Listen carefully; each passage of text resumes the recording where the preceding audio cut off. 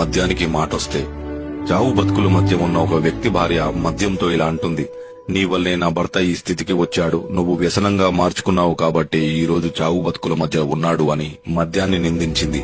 అప్పుడు మద్యం అంటాడు, పిచ్చిదానా, మొదటిసారి నీ భర్త 16 ఏళ్లప్పుడు అమ్మాయి ప్రేమించి మోసం చేసిందని చద్దామనుకున్నాడు. కాని నన్ను పుచ్చుకున్నాక దానమ్మ ఇది కాకపోతే ఇంకొకతని బతికించి పంపాను. చదువుకున్నా లాభం లేదని సాయంత్రాలు ఏడుస్తుంటే ఉద్యోగం కాకపోతే వ్యాపారం చేసుకుంటానని ధైర్యం చెప్పి పంపాను. అమ్మ చనిపోయినప్పుడు, నాన్న కాలం చేసినప్పుడు నిద్రలేక ఏడుస్తున్న కళ్ళకి మత్తు పొరులు కప్పి నిద్రపుచ్చింది నేనే.